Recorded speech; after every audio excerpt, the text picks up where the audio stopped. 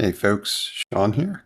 And in this episode, I want to talk to you more about the mistakes people make when they're trying to design the user experience for their B2B SaaS applications. Now, specifically, what I want to talk about is how a lot of people waste a lot of time and resources attempting to reinvent the wheel in a ton of different ways that really don't matter when it comes to the usability and the user experience for your B2B SaaS applications. Now, what I mean here is things like your login page, your password reset, how your menu works, everything else that has to deal with the basics in terms of usability for your software. There are things referred to as design patterns, and design patterns used in the programming world are all about there's a way to do this, like swapping variables around and things like that, which means once we've landed on a design pattern, we don't need to continuously reinvent that wheel. You don't need to start from zero and from scratch building everything and figuring out how all of that should work. Instead, about 80% of your application should operate the way most modern applications do. So your login screen, the way authentication works, the way your help menu works, the way you contact support, these types of things. There are countless examples to pull from.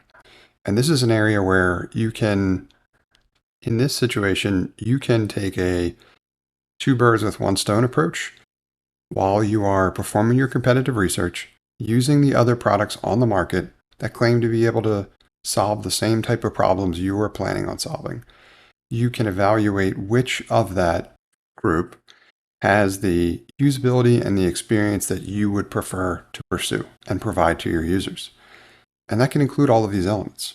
So when it comes to scaffolding your application, creating the experience for the vast majority of how software works these days, don't reinvent the wheel. Don't put a ton of time, effort, and resources into redesigning something from scratch that already works fairly consistently across a wide variety of software already on the market. Instead, focus on innovating in the internals and the component of your application that is unique. What is specifically providing the value that your product provides? I'll give you an example. So my product, Podcast Show Notes, designed to take an audio file and create the copy associated with posting a podcast episode that should attract people to listen to it. That includes creating a title, writing a description, maybe some key points, summary highlights for that episode. That's really the area to focus on to innovate, but not even that far to and through the format of show notes, because many podcast episodes have similarly consistent podcast show note variations, so I don't necessarily need to reinvent the wheel there either. What I do need is a compelling title, great summary, and something that's going to motivate their listeners to click on and then listen to that episode. But that's the area to focus, the results that I'm producing.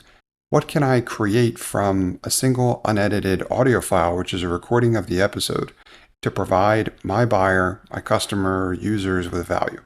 What can I turn that audio file into? I could turn it into notes, outlines or blog articles, social media posts, whatever, right? Innovate there in that space, not how they log in, how they access support, how they reset their passwords, all of this kind of stuff.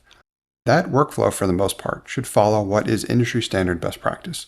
And if you're performing your competitive research the way that you should be, the way that I've been encouraging you to do so, then you will have a good idea for what that standard looks like.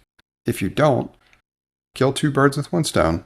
Take some time to invest in researching the existing products on the market, and then take some notes while you're doing that. What do they do that you like? What do they do that you do not like? Aim to replicate the elements that you think they do well from a user experience and usability perspective. Create your own variation of that for your product, but don't reinvent the wheel. Don't change necessarily how it works. You can make minor changes in terms of the workflow, the look and feel, but again, don't dramatically change what that workflow is like, because what you're going to find is that the majority of those products have created a similar experience up to the point where they are innovating in terms of the primary workflow for what the product is for. Get them through all that other stuff as quickly as possible and borrow from the design patterns that are being followed from the majority of the products out there on the market and in the industry. If you do that, you'll save yourself a tremendous amount of time And you will create a workflow that isn't confusing, that users and customers are already used to. So you're not going to be disrupting anything. You're going to be focusing on getting them to the element that is most important, where they can evaluate what the differentiators are and what the value is that your product provides.